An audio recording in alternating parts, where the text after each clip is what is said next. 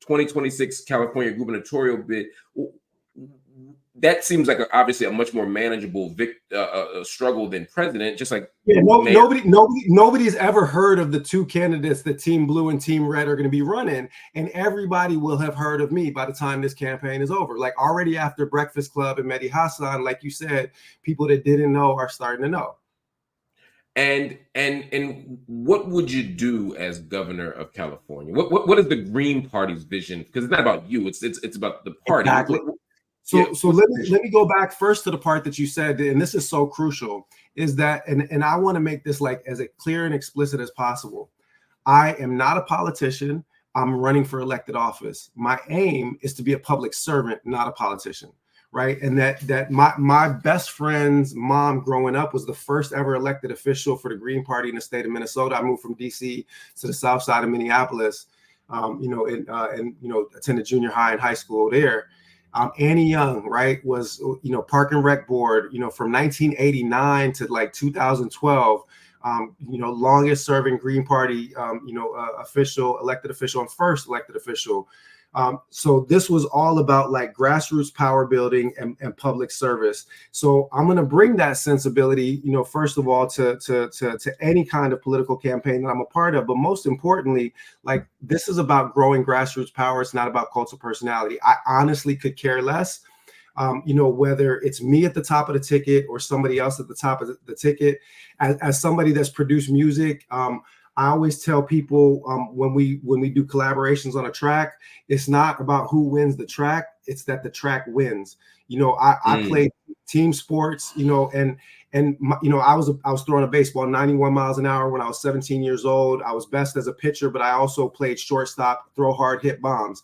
If the coach needed me to play third base or center field because that gave us the best chance to win on that day, then it's not about maximizing my skill set. It's about how do I apply my skill set in the place that's going to allow us to produce wins.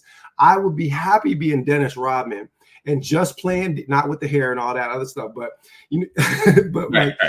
just playing defense and rebounding if that's what helps us get to the win on that day. So all of that is to say that I want to underline that first part. The gubernatorial bid is part of a broader strategy because I've actually already lined up people that have agreed to congressional runs. One prominent person who I will not name has already agreed to a Senate run coming up as well. So like the idea is to build a team effort and to grow the Green Party with, executive, legislative, mayoral candidates, like to start to put a team together that can win.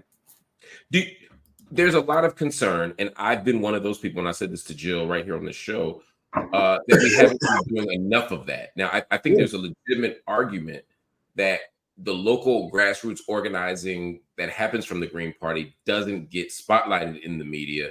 They don't get enough shine. Yeah. Yeah, and the Democratic Party undermines it, right? They fight us at every turn. Both true. Yep. I think, though, that said, yet and still, go ahead, say it. Right. Yet and still, we don't do enough. I'm very concerned about the relative lack of commitment to mayoral elections and city council seats. I'm watching the Working Families Party, which may not have the same radical politic, but it has a strategy for saying we're going to infiltrate the Democratic Party at times, right? When that's the best chance at winning, like in Philadelphia.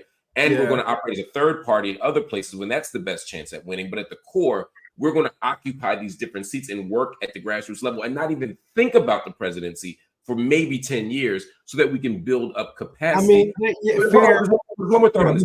Because one part of that is the capacity building and actual strategic. And the other thing is at a bigger level is what the public sees. Because my worry is that when I go around this country and hear people talk about the Green Party, they see us as grandstanders and spoilers, right? And I don't think that's accurate or fair, but I get why people might see that, especially in the context of a media trying to stop us. What do you say to all that? How do you make sense of that?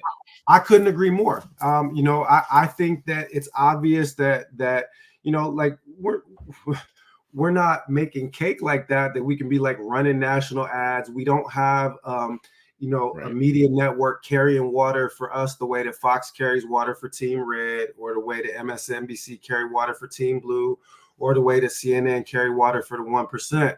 So you're not going to get the shine on the activity. And I mean, there's, 1,500, Green Party elected officials spread out throughout the country.